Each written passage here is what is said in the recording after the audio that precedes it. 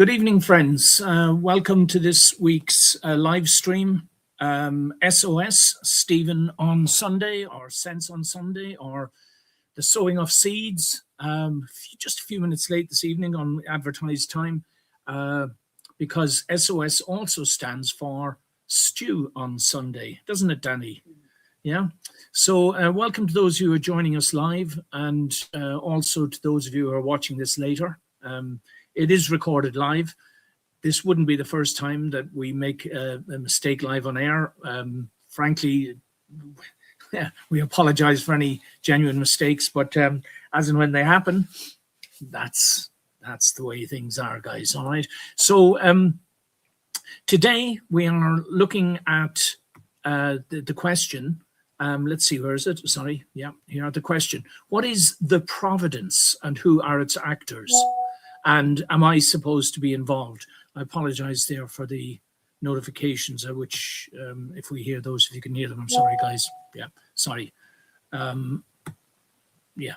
So what is the providence? I'll have to close that, I think, because, oh, I know what's happening there. Yeah, it's WhatsApp sending me notifications. I shall open it up, and I think that'll stop it. Please give me a second, guys. My apologies. I'll just open it up and maybe it'll stop those notifications coming while we're doing our live stream. Okay, so so this now requires a little bit of explanation today, guys. All right, those people who have no sense of religion or spirituality or any notion of a sort of a divine power are going to struggle with this concept, but I hope you'll stay with us and listen to what we have to say today, because it's all logical. It's logical in a very scary way, because it raises an awful lot more questions, you know, along the lines of, oh, well, if there's some big holy God guy in charge, then why does he let this, that, and the other happen? Well, we won't be getting into too much of that today, but what we are going to do is explain this concept. Now, the original principle, which I talk about every week, guys, that's the logo on the top right of your screen, the white circle with the blue and red feminine and masculine yin yang embedded in it. Okay, this is just a symbolic display to get the idea across. No doubt I can get AI to do something a little bit more blendy, I suppose, you know, where, but anyway, the main principle to notice there is this represents spirit, mind, body, concept, plan, and action, deity, feminine and masculine, and then if you go into mythology and scripture and so on, that this is deity, this is God, Eve and Adam, but it's in that order, guys. Hugely important. And again, it all makes sense. It makes sense logically, scientifically, psychologically, in the natural order, or almost exclusively across the board, in world history as well, although what we see in world history is this thing that we're calling the providence playing out, which is an attempt to put right something that went wrong. In other words, what I'm saying here, guys, and I'll try and keep this succinct today, or I'll use an analogy for this, that in the beginning, if you like, there was this notion of the original principle or the original plan, the way things were supposed to be. And it's alluded to in the story of the Garden of Eden, but we have no record of it in human history, because human history is the story basically of what happened after the proverbial fall, what's known as the fall from grace. You know, something went wrong, and this original principle idea and reality got shattered. And largely what's been going on in human history, if you look at the bigger picture versus, you know, our own narrow-minded subjective points of views, if you look at the bigger objective picture, human history is really actually the story of goodness, or the energies behind the original principle, trying to get this back in place in human society. That's what it's about. And yeah, we're going to explain a little bit of it today for you guys. So we'll start off with an analogy, and the analogy is that I invite you over for dinner, and I promise that it's going to be a beautiful dinner. And I see you walking up the garden path, and the table is already laid out. It's beautiful. It's got all choice foods on it, lovely crockery and everything, flowers, the whole lot. Okay, and But just before you come through the front door, I yanked the tablecloth off the table, and with it everything that was on the table, and scatter it all across the floor. All right. So just hold that idea in your head just for a second. You walk in and you look aghast at this horrendous mess with plates still spinning on the ground and everything. Just put the right flag, energy on there. And what's going on here? And I say, well, friend, you thought you were coming here to have a slap up meal and have a nice time. But I'm sorry to tell you, actually, you've got a job to do now. You've got to put the table back the way it was before you walked in through the door. And you quite rightly would say, don't be ridiculous. I mean, I've got no idea what it looked like. I mean, you might be able to do that because you set the table. But, you know, without a photograph at the very least of how the table looked, and without a whole bunch of, you know, new utensils and food and equipment and everything, how can I possibly recreate the setting of the table before you smashed everything to smithereens, right? Now, this analogy comes into play when we describe, if you like, the Garden of Eden notion as being that table, perfectly set, everything on it was hunky-dory, everything was in the right place, the right order, ready for something good to happen, to have a lovely meal, right? But something went wrong. That's me yanking the table and pulling all the stuff off the table. Now, obviously, if I were to present that task to somebody and say, right, what you have to do now, my friend, is get everything back on the table the way it was beforehand. You say, but it's impossible. I say, no, it's not actually impossible. Not if you have enough information and enough patience and enough tools to do the job. In other words, to use one sort of perhaps silly example, let's say there's a gravy pot has been tossed onto the floor and the gravy is spilled all, you know, various places. Now, I could then say, well, listen, my friend, you may not know anything at the moment about advanced algebra or quantum physics or, you know, anything at all. You know, you may not have any notions about these things at the moment, but if you learn enough about those disciplines, you'll actually be able to work out, just by looking at the stain, the gravy stain on the ground, you'll be able to work out how far and how far the pot traveled from the table before gravity took it to the ground. The splash pattern would tell you how fast it was moving, all that sort of stuff. And you could deduce, now I know this sounds a bit far-fetched, folks, but just bear with me. You could deduce where that gravy pot was on the original setting. And once you've done that, then you start on the other items.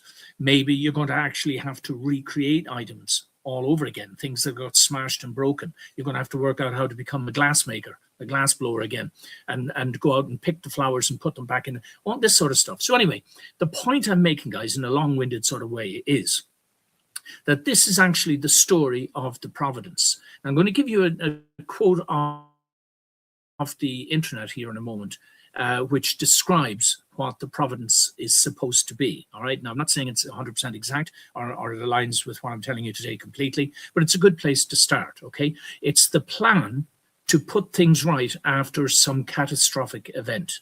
And there is evidence that this has been going on in human history that is almost undeniable. So let's have a look at the first. Oh, yeah, actually, before, I do apologize, guys. Yeah, this is me putting the slides in a certain order. Just before we go to that, guys, and I'm going to have to interrupt as well, I'm going to very briefly, because we're approaching St. Patrick's Day, very briefly, we just do a little sidestep here because St. Patrick's Day is on Tuesday and we won't have a chance to cover this again. But I want to draw attention to, this is one of the developments by the Diabolicals. Now, I'm not saying it's not a nice thing for everyone to be happy and merry and, you know, celebrate everybody else's cultures, but this is St. Patrick's Day, friends. Okay, excuse me. This is St. Patrick's Day. And if you look at this poster, if I can bring it up here a bit bigger. Yeah, if you ignore the three ladies on the right just for a moment, but the poster is an invitation to who? And we'll look at all the flags up there at the top. You've got Ukraine, Czech Republic, I think. You've got the Palestine flag, of course, Syria. Who's that? Is that Austria or Poland? Austria, I think. Brazil, I should rehearse. Poland, yeah. Oh, and Ireland. Well, at least they've got the Irish flag in there somewhere. It says, come and we invite you to join the parade and celebrate your country. No, this is St. Patrick's Day, guys, all right? Play your country's music. Let me enlarge this a little bit. Wear your national colours, dance, wear flags, and celebrate your culture. Well, you know, with all due respect, friends, and again, I don't want to sound either... well, of course, not in any way racist. I mean, if I want to celebrate Indian culture, the first place I'm going to look for is India, or maybe a large sort of Indian suburb or ghetto somewhere, you know, where, you know, like Chinatown, for example, for the Chinese, or something like that, you know, where they run with the dragons on sticks and everything. Yeah, we know we're going to go there on a particular day, but this is St. Patrick's Day. Now, the problem we have is that the NGOs, who are the buffer between the populace and the government. Now, I mean, we've got, I don't want to say the wrong figure here. Is it 30,000 or, yeah, it must be 30,000. 30,000 plus NGOs in Ireland. We're only a country of less than 6 million. We've got 30,000 NGOs. These, very simply, guys, are organizations that claim to be either charity status or non-governmental status, which are often funded directly or indirectly by the taxpayer. Then the government will say, well, after a robust consultation process with the public, we got some feedback before taking this policy. And of course, the feedback they're getting is from these NGOs. These NGOs who are being paid by the government in order to do what the government wants them to do. I know all this, guys, because at one point, it was suggested that Integrity Ireland should align itself and get funding from the government. And we realized very early on, whoops, no, that would be a fatal compromise. Because once they've got their hooks in you, once you're reliant on those funds, then they've got control of your organization. And we were trying to expose corruption and malpractice in agencies of the Irish state. So obviously we couldn't do it. Anyway, Suzanne Delaney has made a comment on this. I'm just going to read it out, guys. And then those three ladies there are the ones she is talking about. Feel free to go back and have a closer look. So here's who to contact, says Suzanne, regarding this appalling poster. Shannon Community Partnership receives funding from Clare County Council and the Arts Council. This money comes with strings attached, so as sustainable goals agendas trickle down through community projects. They say on their website they are pro-diversity and inclusivity. Their funding requires this approach, of course. I suggest strong but well-articulated complaints be sent to the chairwoman of Shannon's Community Partnership, Siobhan Boyd, and Secretary Joanne Begley. And there they are, guys. Again, these three ladies here are responsible for doing this. No doubt they'll argue, oh, we're just doing our jobs and we've got to protect the funding. The same was said at the beginning of COVID, when my son's special needs school reassured me on the phone, oh, don't worry, Stephen, we'd never do anything to harm the children. And I sincerely believed them, and I really believed they meant what they said. But when I pushed it and asked for that in writing so that we could start a national campaign to get the schools to reject the COVID agenda and all that, you know, they wouldn't put it in writing. And ultimately, it was the reason given was we've got to protect our funding. In other words, they were willing, it seems, if you know, push came to shove, even some of these, arguably the best people that you're going to come across, you know, empaths who look after disabled children, you know, they weren't willing to put in writing that they would protect the children at all costs in case some government official would dislike it and you know, it would affect their funding. Shocking, isn't it, guys? But anyway, that's the world that we live in. All right, so let's see now. Here we go. Right, here we go. Divine providence. So we're back now onto the providence. So this is definition of the internet from the Presswire line website, which has moved up and blocked the bottom part of the text. So I'm going to read the text from the other page. You can just give me a second, friends, so that I'm not... my son Danny is giggling away in the background. He finds, whenever I made a mistake, he finds it hilarious. Anyway, divine providence, also known as the divine guidance or intervention of a higher power, is a concept that has been an integral part of various religious traditions throughout human history. Now, this would include Christianity, obviously, Judaism in order, Christianity, Buddhism, Hinduism, Islam, in one way or another, all of these, and even Sikhism and other relatively minor, or less majority populated religions, they all have this concept of a divine providence, God's hand being involved in history somehow. Yeah. While different religions may have distinct beliefs and interpretations, the concept of divine providence serves as a common thread that intertwines them together. So here we have at least this positive notion that at least most of these differing religions, and again, if you watch me regularly, guys, you'll have heard me say things like, when did religion begin? What's the purpose of religion? Is there any religion in heaven or in the afterlife? And if you can't answer these questions, I would argue, especially if you consider yourself some sort of a religionist, I would say you're missing the whole point, guys, because religion, at its best, is a sort of medicine to assist this Protestants, I was going to say, the providence, all right, Protestant providence, if you like, Catholic providence, Buddhist providence, but the religion is supposed to be a mechanism by which we get closer to the original principle that I'm calling it, the deity, right?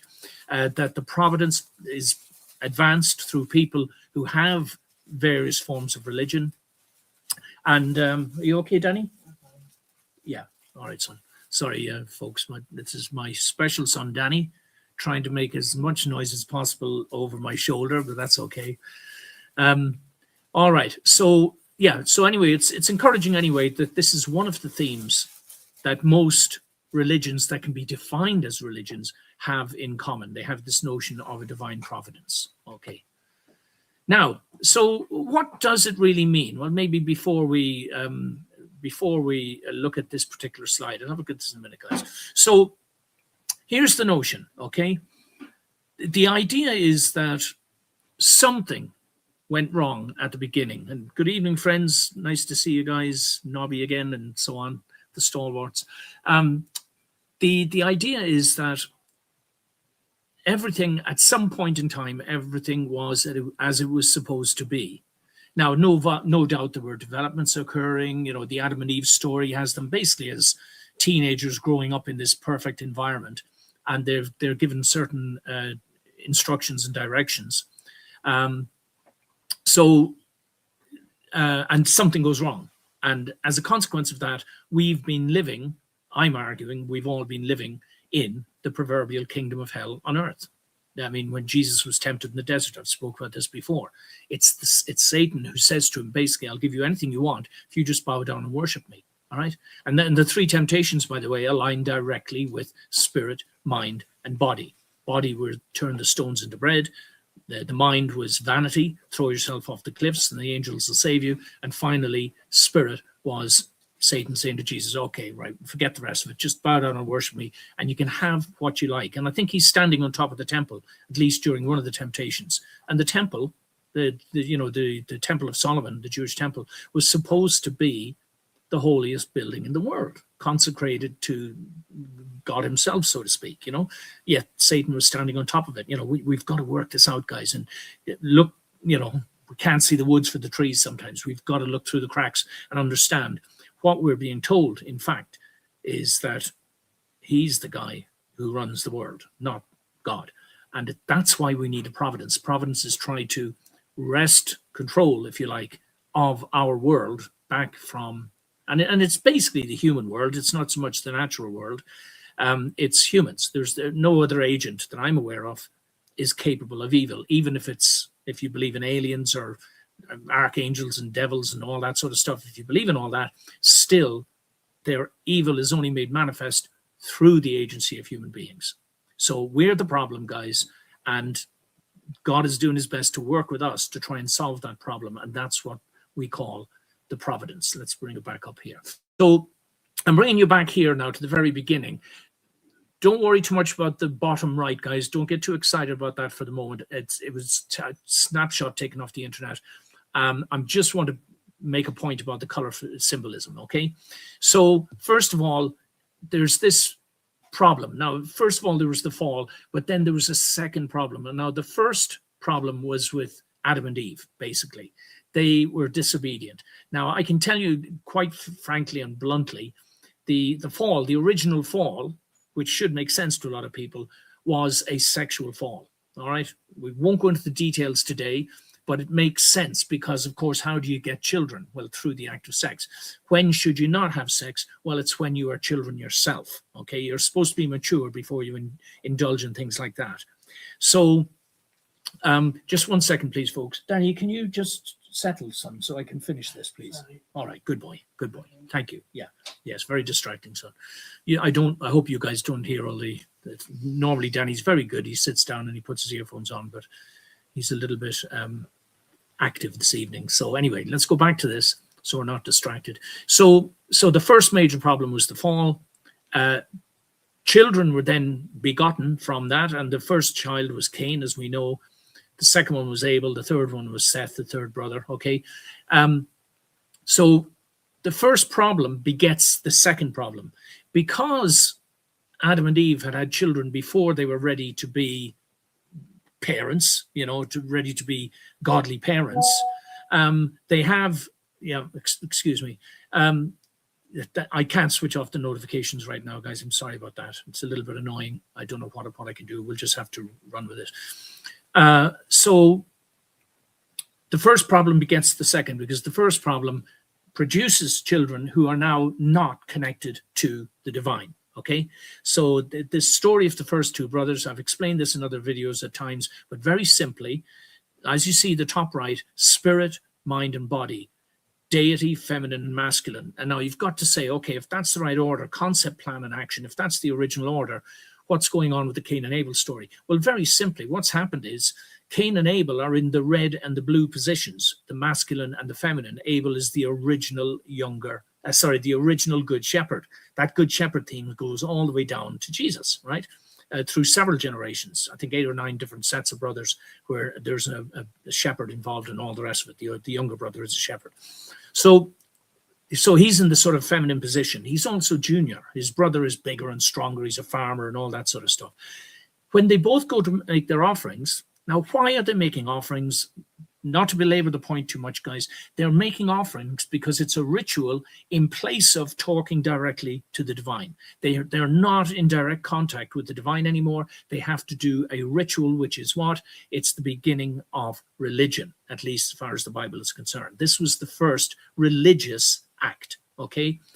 We can't talk directly to God, whoever he is, this guy in the garden or whatever, so we make an offering. Now, for some reason, God rejects Cain's offering, but it's not explained, other than God saying to him, don't get angry. If you do the right thing, everything's will be all right, but watch out, sin is crouching at your door. Instead, Cain gets angry, and you've got to ask yourself, well, if this original principle puts the feminine above the masculine, in other words, the compassionate maternal instincts over the aggressive, violent instincts of the masculine, then you can see why God was saying to them, no, listen, Cain, do the right thing. The right thing that Cain should have done is given his offering to Abel, and Abel would have presented both of the offerings to God in the right order, masculine through feminine to the deity. Just the same as your own persona, spirit, mind, body, your feminine characteristics should govern your physical masculine activities, okay? And similar for women, right? So we know now that he murders his brother, and this is where we get the colors red and black from. Red is the masculine, and black, of course, is the absence of light. Light being the equivalent to white. And of course, all of this, there's the spectrum at the bottom, deep reds on the left and deep blues on the right, okay? And it just popped up, this unholy alliance thing over here on the right. I saw the symbolism just jumped out at me straight away, the red and the black. It's a little bit unfair because I know people who are sort of have socialist leanings in their politics. I obviously know a lot of Muslims, and I don't want to tar everyone with the same brush here. But the symbolism is very telling. Yeah. For example, that Russia changed its flag from red, white, and blue in 1917 when it had the Bolshevik Revolution. Okay, they changed that to red, and then we had communism for just over 70 years. There's the number 70 down there at the bottom left, so on and so forth. So there's a lot to be said for the symbolism because it does always precede the event. So the point I'm making here is that this was the beginning of the providence, because after this story, of course, cascades down, no pun intended, down towards the flood. And then you have Noah and his family. And what's in his family? 3 sons, Shem, Ham, and Japheth. Okay. And they go through a similar thing as Cain, Abel, and Seth, where an older brother does something very wrong, and it ends up, the youngest brother takes over and moves on with the providence. All right. What is the providence? The providence was an attempt, starting with the Cain and Abel story, then down through Noah and the ark, then to Ishmael and Isaac. Isaac is in the position of Isaac is in the position of Abel, right? He's the younger brother. Ishmael is in the position of Cain. He's the older brother. These are the 2 men directly or indirectly responsible for the 12 Arab tribes and the 12 Israelite tribes, okay, through Isaac, through Esau, and of course, Jacob. That 3 mistakes in a row. So Jacob and Esau. Esau was red and hairy, and he would have been the older brother, and his brother Jacob became known as Israel. Okay, so this is where the symbolism. Now, this is not to say that everything the Israelites did was perfect, not at all. And everything that the Arab tribes, including people like Esau, who was actually, he set out, he was going to come and murder his brother Jacob, but in fact he ends up befriending him. But there were symbolic things that they go through in order to do it. So, of course, you can't, again, tar everybody with the same brush. But if the symbolism is screaming out at us that something needs to be paid attention to, look at the Nazi, the First and Second Reich, Third Reichs, First, Second, and Third Reichs. They're all reds and blacks. Why is that? Why are all our cartoon villains and Darth Vaders and satanic figures, why is it all reds and blacks all the time? It's subconscious, guys, and psychological. It's because we're recognizing without understanding it that this is the symbolism of the dark masculine, the red and the black combined, okay? Whereas when we see Jesus, for example, as the Messiah, he's usually in red and white, which is appropriate. Why? As the second Adam, he called himself. What is Adam? Adam in Hebrew means red. Okay, very, very interesting, guys. Jesus in red and white all the time. Why? White for the spirit, red for the masculine. Okay, and he's trying to restore this original principle, which he partly does, which is why he dies at the age of 33 and a third, which is exactly a third of the original principle, 333 and a thirds recurring. Jesus dies exactly Easter time, 33 and a third. That's why 3:30 a.m. is considered the witching hour. You've got 33 vertebrae.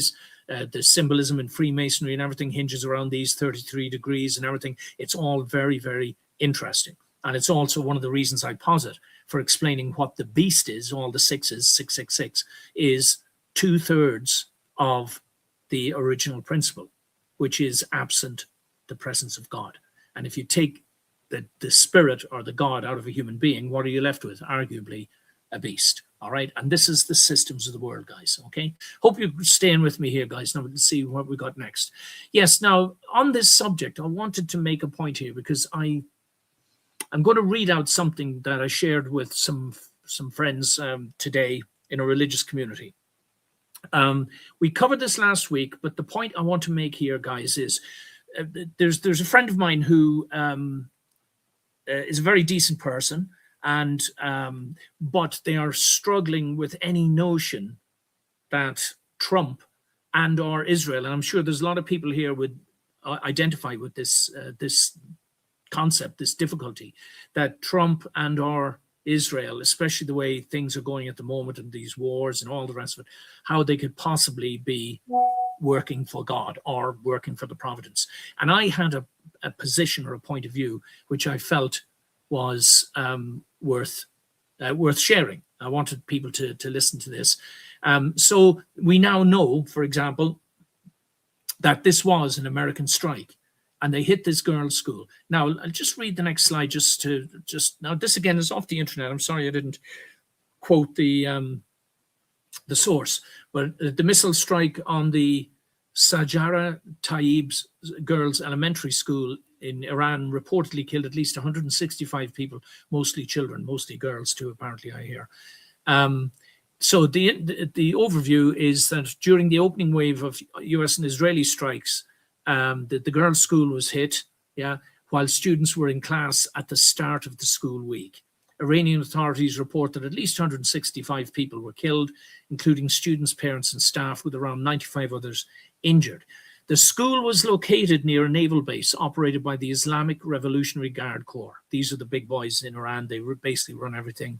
They're in cahoots with the supreme leader and all that. They're the police, the education police, the enforcers, the prison guards. They've got their hands in everything, guys. And some reports indicate the site had previously been used for military purposes. So now here we have some sort of an explanation for how this could have happened, other than, as Iran claimed, that America and Israel, who they refer to each accordingly as the Great Satan and the Little Satan, were involved in a blood sacrifice to Satan. And that's why they deliberately targeted the school. That was the blood sacrifice upon which they are inviting Satan to ensure that their military efforts, are a success. It's a horrendous thought, guys, for me anyway, because I've been largely when I say in the Trump camp, I mean, I think what we're about to read in a moment, I think will make sense of this, guys, okay? So then there's this slide, which very simply just admits that the preliminary Department of Defense inquiry, so this is the Americans looking into their own military, and they found the United States was at fault in the girls' school strike. That's point number one. Then just below it, the US accidentally bombed Iran's school due to outdated intelligence. All right. And even Trump said at the beginning, didn't he? He said, oh, no, we don't target civilians. He said, this has to be Iran, and there's a lot of nasty things going on in war, guys. We've seen some very weird things happening in Ukraine. It's very hard to know who's doing what to whom or to themselves in order to gain public sympathy or whatever, But the point I'm trying to make here is, before we read now the message that I shared with the friends, the point I'm trying to make is that at least the US has admitted to a mistake. They haven't heaped lies on top of this terrible, well, let's hope it was a terrible blunder, okay? But when I was discussing this with this friend of mine who's, like I said, involved in a religious group that believe that they're at the forefront of the providence, and I was saying in so many words as well, listen, well, let's see, I'll read it to you guys. Here we go. So this now is unusually going to be a little bit of a narrative now for the next few slides. But let's see if this all makes sense to you, okay? So on the Iranian leadership's claims that the bombing of an Iranian girls' school was a child sacrifice offering to Satan by the Great Satan, USA, and the Little Satan, Israel, in advance of their satanic attack on an innocent and peace-loving Iran. These observations comprise the bulk of a recent private conversation with a dedicated religionist who is struggling to believe that Trump or Israel could be important providential actors in current events, with the emphasis on could be, guys, okay? Just please bear with me. Providential actors, this is what I said, providential actors, such as my friend, should be aware of the possibility that military errors like the bombing of the Iranian school could be interpreted by symbologists as some sort of ritual blood sacrifice, etc., a theme that cannot be overlooked during these probable last days, the biblical last days, especially with the 6,666 aborted babies in Ireland in 2019 preceding COVID. And these are the HSE's own figures, guys. Go and check them out for yourself. I have also pointed out the incredible sequences of 666 satanically evil symbolism surrounding COVID, 9/11, and other core themes in history and society, as well as identifying certain global figures and their various personal associations with the 666 phenomenon. This is because the symbolism always precedes the event.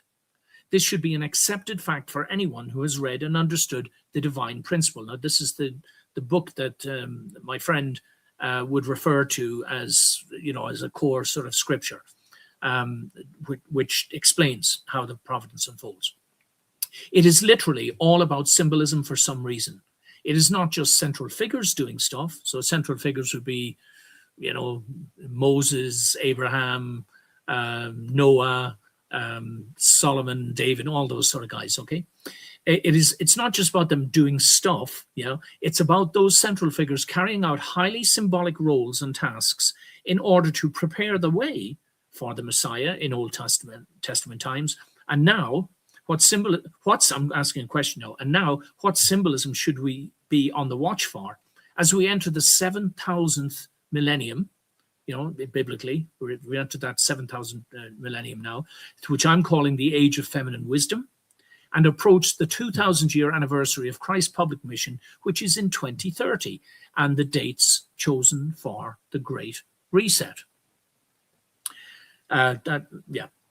My fear for anyone trying to see the bigger providential picture here is that sometimes we do not take into account the overarching fact that we are all flawed and are all, to a greater or lesser degree, subjects, that is, citizens, of the kingdom of hell on earth by de facto participation, if not by intent. I'm not saying we're choosing to serve Satan. I'm not saying we're choosing to do wicked or evil things, but I am saying we are doing those things because it's impossible to live in today's world and not participate unless, as I've said before, you live on your own desert island or in a cave up in the Himalayas, or in some distant monastery where you can actually protect the environment completely. It's almost impossible. Anyway, I hope you're still bearing with me, guys. Yeah, we're doing fine here.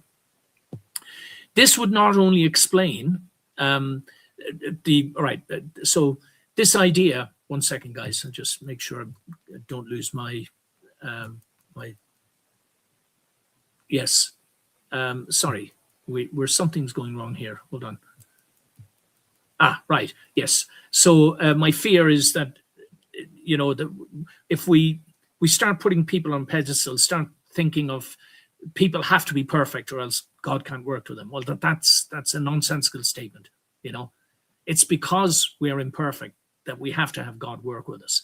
And at that point, when we're talking about the global providence, he has to work with who's available. He can't keep if you like to put it, he can't keep inventing Jesus's all the time, although arguably that's literally what he's trying to do. He, she, it, they, or them. An interesting observation that has come to me of late when looking at the archetypally significant biblical timeline of 4,000 years from Adam to Jesus, and then 2,000 years from then to now, totaling 6,000 providential years, all right, because we're not going to the 7th, and incorporating the fact that the symbolic kingdom of heaven on earth has already been announced by the leaders of the unification movement. They're the people who brought about the divine principle, the book I just talked about, right? So they've declared the kingdom of heaven and earth is here, but clearly it's not. So I've said, well, it's clearly symbolic, but the symbolism precedes, the event. So so it suggests that the providence is, and perhaps always was, smack on symbolic schedule.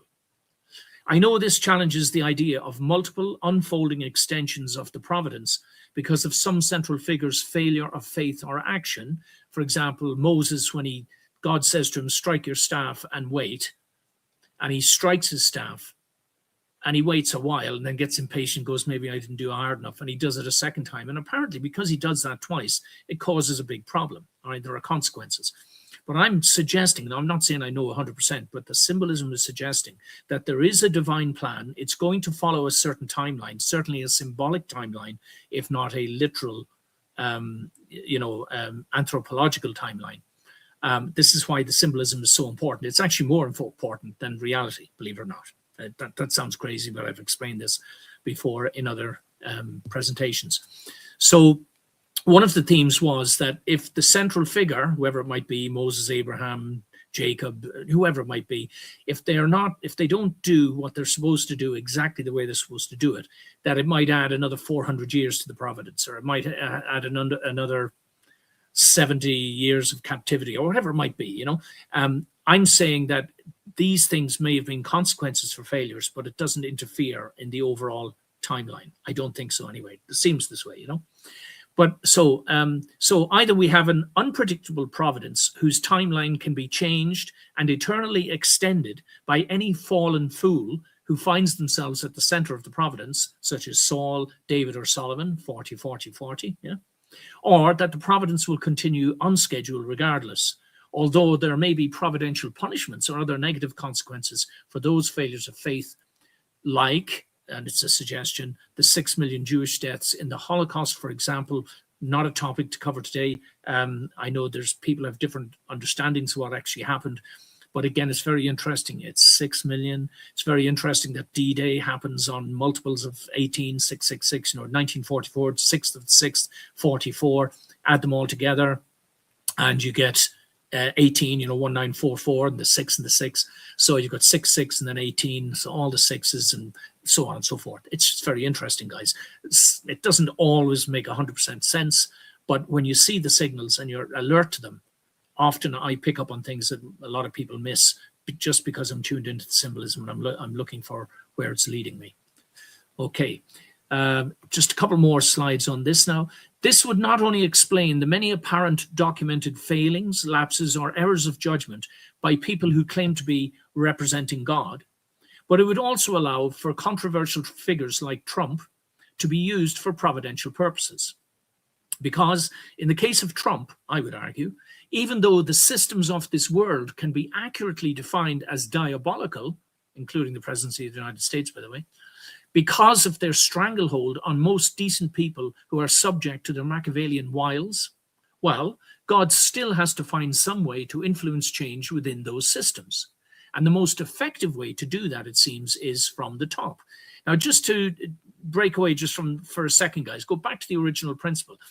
In the original principle, and interestingly, the very first commandment says, I am the Lord thy God, thou shalt not have strange gods before me. In other words, there's one authority, and that authority is supposed to dwell in us.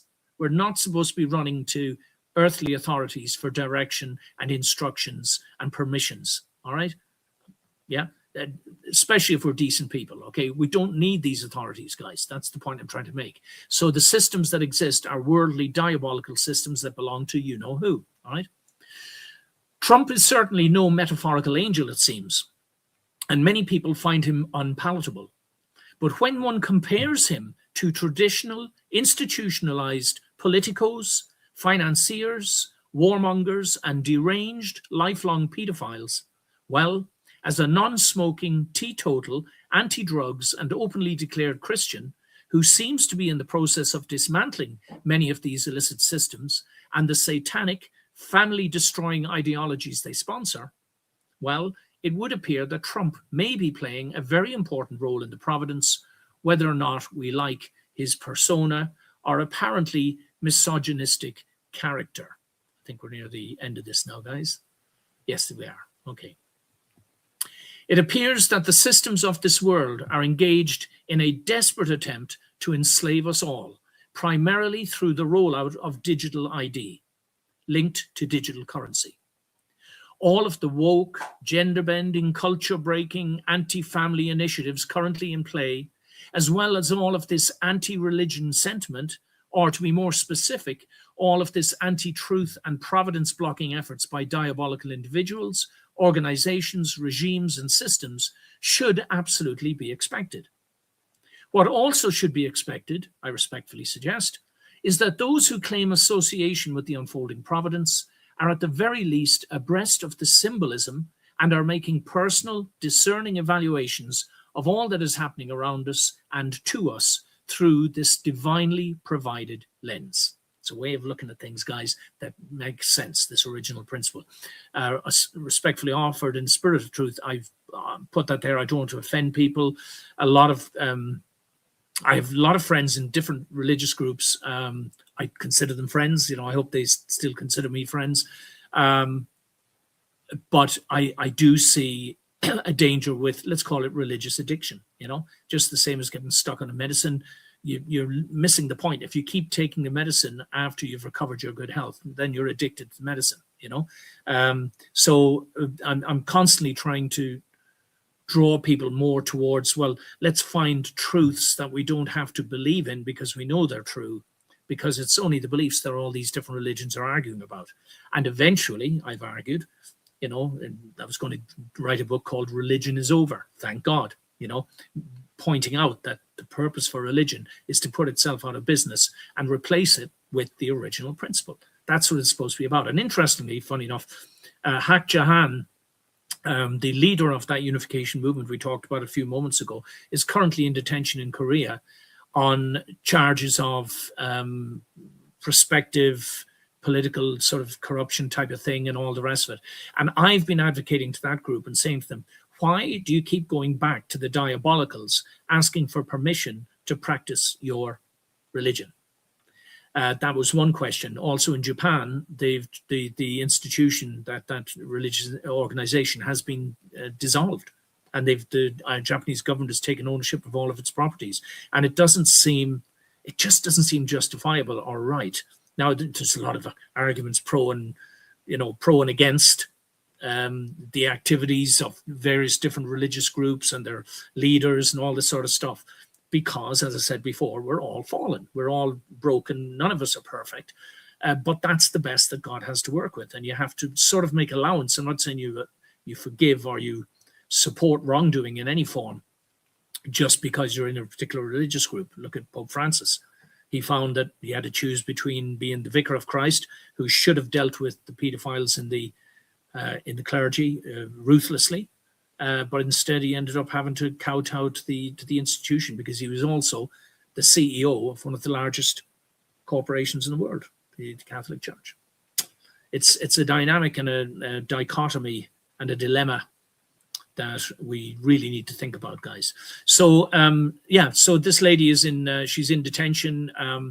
Another argument I put to them, I said, well, hold on a minute, didn't she declare that the kingdom of heaven on earth is here some years back? I think 2010, 2012.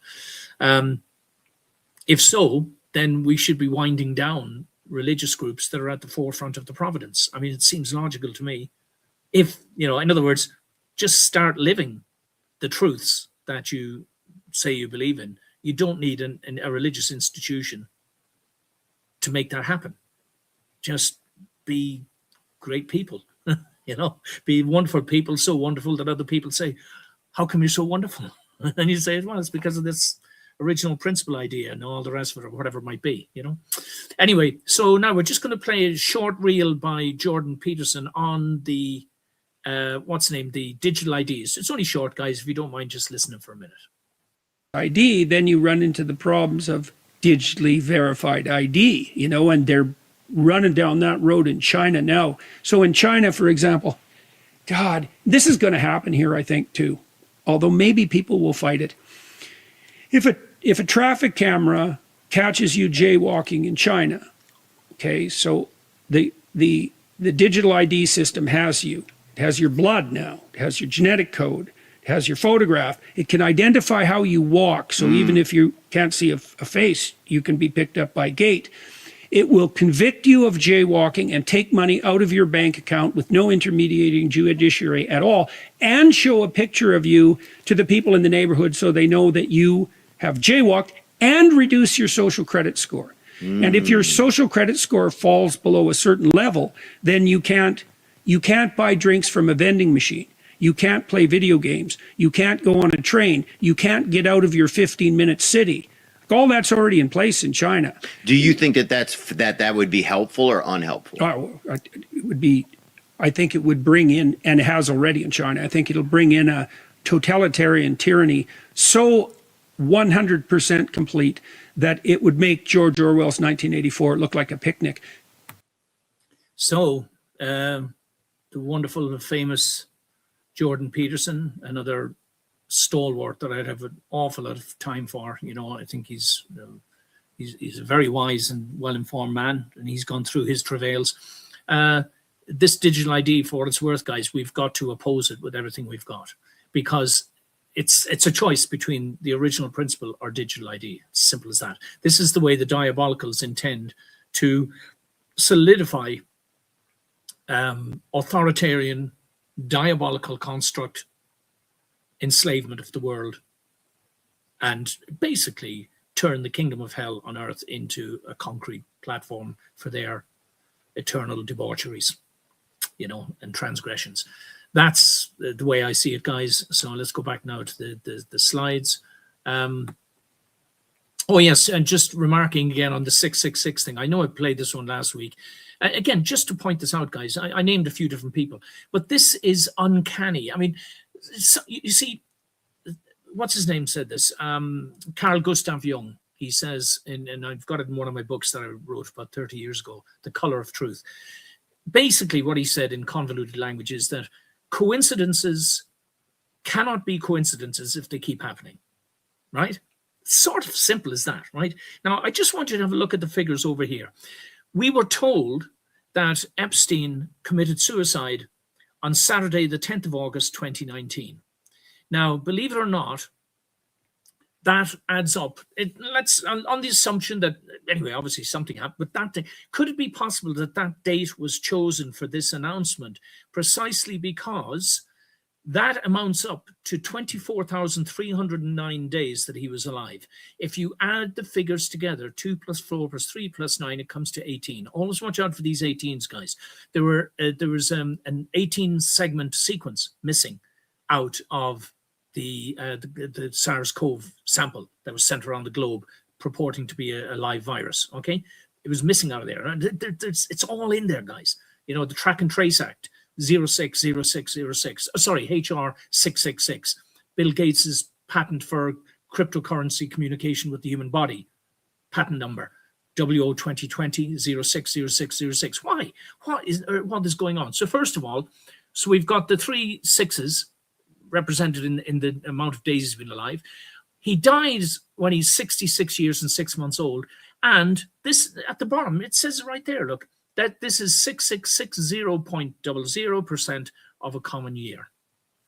Guys, you know, I'm not making this up, right? You can check this out for yourself, guys. There's a website, you know, I think it's called Word Value Calculator or something. Go in there and have a look at it for yourself, okay? Could it be remotely possible, just like there was exactly 18 years to the day between 9/11 and the events at Wuhan on September the 12th, 2019? The HSE's own figures, 6,666 aborted babies in Ireland in the very first year of legal abortions, just before COVID. Was that mass child sacrifice to Baal, to Satan, in order to usher in the rest of these diabolical constructs? Guys, we've got to be alert to it. Now, like I said, when the coincidences keep adding up, they're not coincidences. Something is making this stuff happen. And you can be sure it's not the good guys, okay? So we need to be alert to this. And there's the other thing as well. We'll say the symbolism must come first, right? Also, we are contracted to the diabolicals, guys, in many different ways. Now, not a lot of people understand this. But for example, you walk into a restaurant and you sit down and order a meal, and the bill comes, and there's an extra $10 on the bill, and you say, "What's this?" They go, "Oh, there's a notice on the door. Didn't you read it when you came in? It said that everybody will be charged an extra." It happened to me once actually when I sat in a restaurant and there was music playing, and when the bill came, I didn't ask for the music, but there was a band playing in the background, and when the bill came, there was an extra, you know, $7 or $10 in the bill or something. They said, "Oh, that's for the musicians." Now I didn't mind. I was sort of on holiday at the time. I didn't mind and everything. I wasn't going to cause a fuss, but a little bit cheeky, you know. But they say, "Oh, no, it's you've contracted by walking through the door." It says by walking in the, it's like all these websites that say by continuing, you agree to our terms and conditions, which might mean that they're going to automatically take money out of your account every year because you paid for a day's pass to watch the rugby or something, this sort of stuff. It's all trickery and deception. But they do have to contract us. But sometimes they contract with us without telling us they're contracting with us overtly, but it's covertly in the detail. But some of us don't know that we're doing it. Sometimes by watching a movie, sometimes by visiting a given location, or by, you know, there's lots of different ways it's happening, guys. And there's a lot of strange information out on the internet showing us that, you know, in the movies, there's a lot of hidden themes. Like before 9/11, there's a number of movies that had the names of some of the terrorists up on the streets and things like that. And in the background, you'd never see it. You have to freeze frame and zoom in, and you go, "Oh my God, what's that guy's name doing there on that street? And supposedly in Los Angeles or something." It's telling people subliminally, subconsciously, spiritually, if you like, you could say, you know, right, we're going to do this, and you didn't object. So that's, you've given us permission. Ignorance of the law is no excuse and all that sort of nonsense. Okay. Right, we're running down the last few minutes, guys. Last 5 minutes. Okay, here's the slide. I usually show this at least once every couple of weeks. This is just the authoritarian systems slide. Freeze it if you want to, guys, and examine it. What I'm showing is the concept and the plan of the action. The concept is poisoned. It's all about vices there on the left-hand side, you know, inhumane so-called values, right? And the outcome is going to be evil. But how do they do it? They do it through these pyramids, these autocratic pyramids. Some person or committee or agency is at the top telling you what you can and cannot do. You've parked your conscience because you have to get your pay packet at the end of the week. This is how the diabolical system operates. You can't morally stand up and say, "I'm sorry, Sergeant. I'm not going to shoot that woman because something in my conscience says it's a bad idea." Well, you know what, Sunshine? You're a private soldier. If you don't shoot the woman, I'm going to shoot you. Now, you want to think about this again? One way or the other, we get compromised into forcing to comply with these diabolical systems. What's the alternative, you might say? Yeah. That is the diagram of the alternative. I'll pull it up just a little bit bigger for a moment so that it's clear for you guys. When you have humane values as the concept, you know, which means moral direction and control, yeah, and the heart of love sort of thing, all these virtues, then the outcome will be good. Instead of autocratic systems, we have collaborative systems, here symbolized all by little original principle models. All right, spirit, mind, body. These little cylinders identify as either communities or individuals, if you like. You know, I have another one that goes in between with the individuals. Okay. So this is what we should be aiming to build. That is a reflection, arguably, of what the kingdom of heaven on earth will look like. There will still be leaders of sorts, but not in the political sense. People will lead by example in order to uplift others, not to dominate them, okay, and suppress them, especially not the feminine, okay, genuine feminine, that is, okay. How are we doing here for time, folks? All right, doing okay. And I'll get to the comments later, guys. One of these days, we're going to do a live stream, and we're actually just going to invite people to put questions, and we'll have a sort of a little bit of a debate. I'll put the questions up on screen if they're not too naughty, and we'll have a debate on screen. What else did I have this week? Oh, yes, here's another quick one. Yeah, we got time for this. Who to listen to? Honest doctors. Okay, these are three good honest Irish doctors here. Jerry Waters, Pat Morrissey, and Vincent Carroll. I've met them all decent men, all stood up against the jabs and got punished severely for it. I've just pulled up Mr. McCulloch. This is another notable doctor, and we've just got time for this. Do you have any science to back up your opinion? The best data are autopsies. So in the largest autopsy series published to date, I know because I'm the senior author, of all the deaths we examined, and we re-reviewed them. We had an adjudication committee. We had ways of arbitration deciding on did the vaccine cause death. The answer is, of these cases that came in for autopsy after vaccination, 73.9% of individuals, it was determined that the vaccine was the cause of death. First author is Holscher and colleagues, who's sitting right behind me. I hope there's not going to be any more arguments about that, my friends, but the more people... ID, then you run into the problems of... My mistake, guys, sorry. In the last half a minute, guys, I had a few more slides, but I'll post them on to next week and just close here now with our last, where are we? So who to listen to, honest doctors, and I think the next one is who not to listen to. Any institution such as the Irish Medical Council with political or financial ties to the current establishment, please do your research. There's the lies that the Irish Medical Council put out about themselves on the left. You know, they're appointed, largely politically appointed, and they're there to do the bidding of the diabolicals. Guys, I shall, remove that now. I'll say good night, God bless, thank you for all support, and hope to see you next week, Stephen, on Sunday. Good night.